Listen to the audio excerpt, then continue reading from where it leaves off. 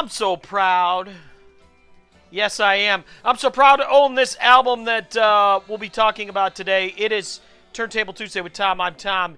It is indeed a Tuesday. So recently I get a phone call from my son Trevor, and he says a text message. Actually, the kids don't use the actual speaking on the phone. That evidently is too complicated.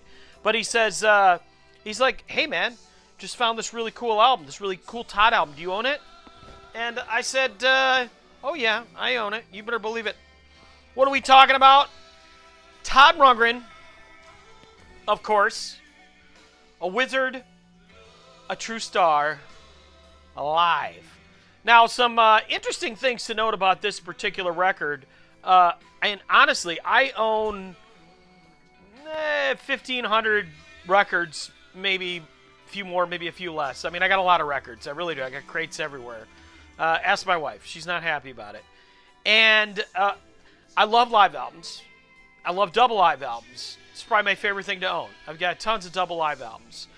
And over the years, I've had many double live albums from bands who I've seen on the particular tour that album represents. But I believe that this may be the only album in my collection that I actually was at the show where it was recorded. Now, there's a Ted Nugent album, Intensities in 10 Cities, that one of these days I'm going to pick up. One of the songs was recorded at a Ted Nugent show that I saw in the early 80s.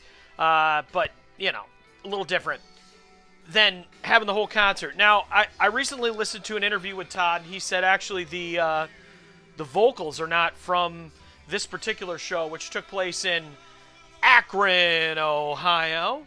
But, you know, the instrumentation's there. It's a pretty authentic representation of the evening. Now, this was a Rundgren radio event. If you're uninitiated, you're not a Todd Rundgren fan. There is indeed a Rundgren radio, which is dedicated solely to all things Todd Rundgren. And if memory serves me, this was probably about a year or so after Todd had this event called Toddstock to celebrate his 60th birthday.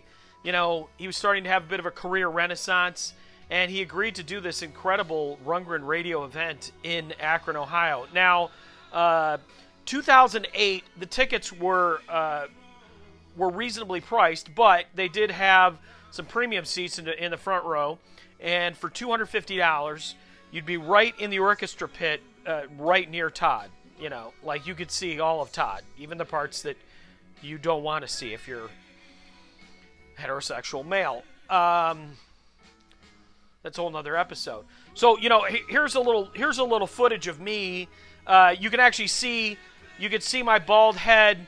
We'll pause it for just a moment. You can sort of see where I was. I mean, I'm right smack up there, baby. I'm right in the front row. And I bought, you know, within the first 5 tickets. I like to tell people I bought the first ticket because it sounds so much more impressive. But this was a sold-out show. It was very cool.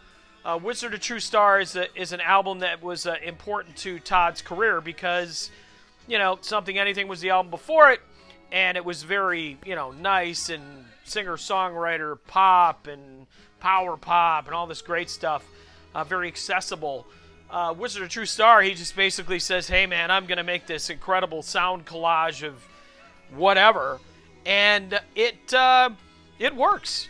And so it may not have been his most commercially successful album, which I still believe is Something Anything. It certainly is a fan favorite. So if you're a Todd Rundgren fan, like Wizard of True Star, you know, and this image of Todd on the front cover, you know, in the beginning of the show, he comes out in a spacesuit and everything.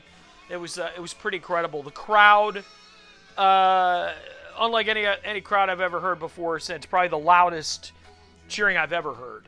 And the opening set was by 3/4 of Utopia, who hadn't played together in years. Roger Powell's on this album, Chasm Salt, and the other members of Utopia. I don't know, dude. I could go on and on. I could talk about it. You should own it. But here's the cool thing, too. Now, the one record's on the turntable right now because we're listening to it. But take a look at this vinyl. I mean, this is some sweet stuff. It's like this psychedelic splatter. And the other one's, you know, a different. Now, I'm assuming because of the way it looks that whatever copy that you get, it's all going to be a little bit it's all going to be a little bit different. But, yeah, Todd Rundgren, if you were there like I was, even if you don't own a record player, this is just a piece of Rundgren history that you will definitely want to own. I'm certainly glad that I was there. I'm glad to be a Todd Rundgren fan, and I'm glad that you guys put up with my Turntable Tuesday nonsense every Tuesday. With that being said, happy St. Patrick's Day, and I will see all of you next Tuesday.